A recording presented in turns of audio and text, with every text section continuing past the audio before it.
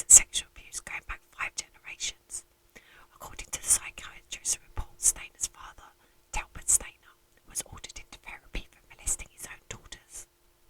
In addition to her father's unwanted advances, one of Stayner's sisters said that Cary started peeping on her and inappropriately touching her when she was 10. A cousin said that Stayner spied on her and his sisters and a neighbour girl, hiding under their beds and secretly videotaping them in the bathroom and bedroom. One relative described child sexual abuse as like a family sickness because it had been going on for so many generations. The fact that Stayner's brother was kidnapped by a paedophile and abused for 7 years adds an almost unfathomable dimension to the tragedy that enveloped this family. As the older brother, Stayner felt a natural, if undeserved, sense of responsibility for not protecting Stephen from harm. He also felt more directly responsible.